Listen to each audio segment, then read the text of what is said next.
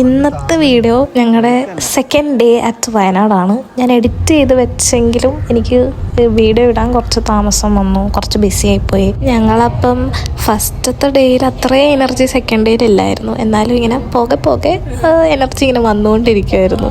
നിബിനങ്ങളല്ലായിരുന്നു ഞങ്ങളുടെ കൂടെ second day ഉള്ളത്, ശ്യാം ചേട്ടനായിരുന്നു. യൂട്യൂബ്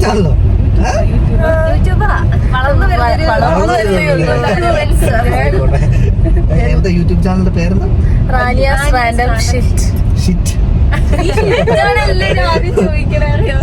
അത് അവര് ഡബിൾ മീനിങ്ങിൽ എടുത്തിട്ടാണ്.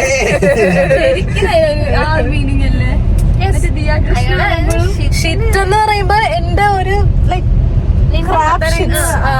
അത് അങ്ങനെ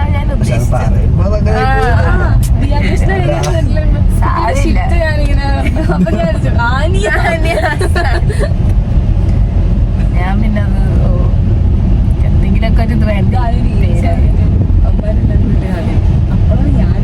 അവനെപ്പോഴും എന്നെയും കളിയാക്കല, അവനെന്തെങ്കിലും കിട്ടിയാൽ മതി.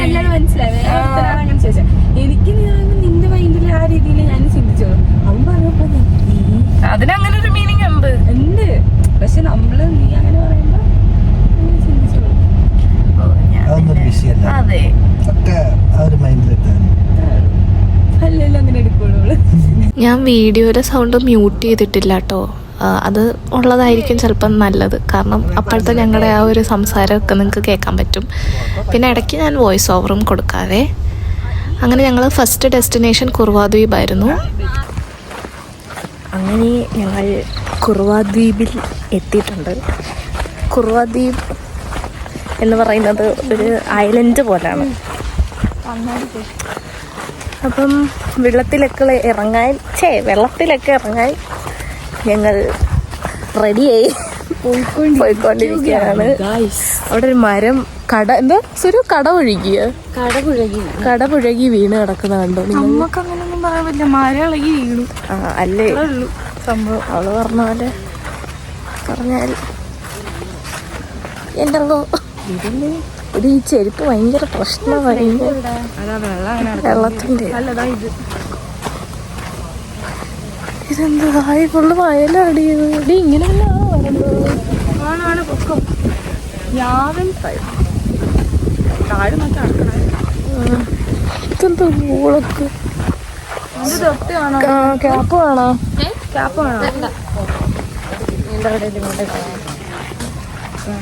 ഉണ്ട് ഇങ്ങനത്തെ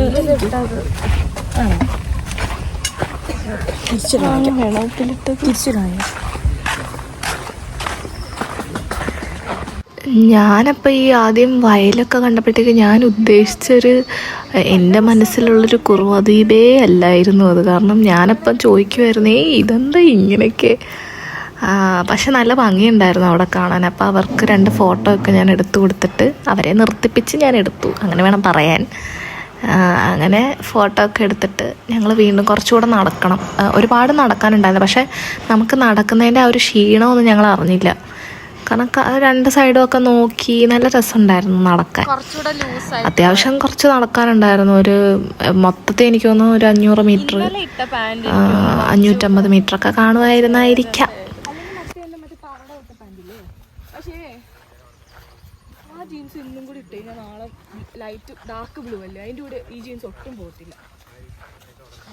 അപ്പം നടന്ന് ഞങ്ങൾ താണ്ടെ കുറുവാ ദ്വീപിലെത്തി.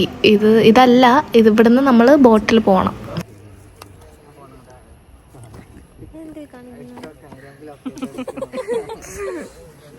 അത് ബോട്ടിലിരുന്നോണ്ട് ഞാനൊരു വീഡിയോ എടുത്തതാണ്, ഞങ്ങളുടെ 3 പേരുടെ ലുക്കൊക്കെ നോക്കിക്കൊണ്ട്. ഓക്കെ, അപ്പോൾ ബോട്ടിൽ നിന്ന് ഇറങ്ങി. പിന്നെ ഇതാ പറഞ്ഞത്, നമ്മൾ ഫസ്റ്റ് ഒരു റിവർ ക്രോസ് ചെയ്തിട്ട് നമ്മൾ അടുത്തൊരു ഐലൻഡ് എത്തുക. അവിടെ നിന്നും കുറച്ച് നടന്ന് പിന്നെ വീണ്ടും ഒരു റിവർ പോലുള്ളൊരു സ്ഥലത്തെത്തും. കൊള്ളാം അല്ലേ?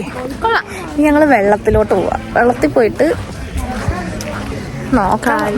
അതെ, കാലം നനയില്ലേ? നിനക്ക് 3 പേർക്ക് നനയ്ക്കണം. എന്നിട്ട് നോക്കണം ഇങ്ങനെയൊക്കെയാ. മൈക്കില്ലാത്തതുകൊണ്ട് കേൾക്കാൻ പറ്റുമോ എന്നറിയില്ല. ഞാൻ ആക്ച്വലി മൈക്ക് എൻ്റെ കയ്യിൽ എടുത്തിട്ടുണ്ടായിരുന്നു, പക്ഷേ എനിക്കത് വെക്കാനൊരു മടിയുണ്ടായിരുന്നു. കാരണം എവിടെയെങ്കിലും മിസ്സാവുമോ, കാരണം വെള്ളമൊക്കെ അല്ലേ. അതുകൊണ്ട് പോകുന്നൊരു പേടിയുള്ളത് കൊണ്ടാണ് ഞാൻ എടുത്തത് ക്ലിപ്പ് ചെയ്ത് വെക്കാഞ്ഞത്. അങ്ങനെ ഞങ്ങൾ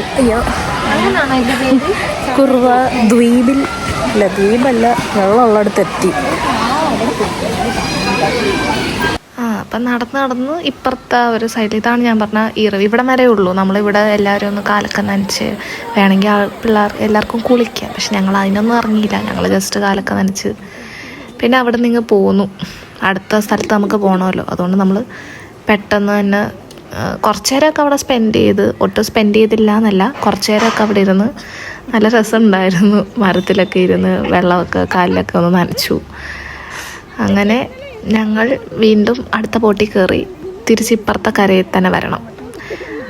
അങ്ങനെ ലൈഫ് ജാക്കറ്റൊക്കെ ഇട്ടാണിരുന്നു. അല്ലു ആണെങ്കിൽ അല്ലുവിന് കിട്ടിയത് കുഞ്ഞി പിള്ളേരുടെ ലൈഫ് ജാക്കറ്റ്.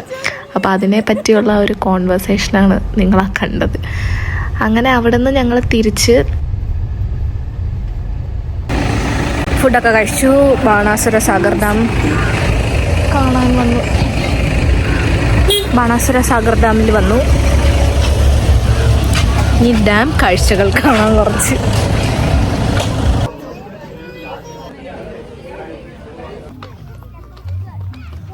നമ്മൾ ബാണാസുര സാഗർ ഡാം കണ്ടു കഴിഞ്ഞു.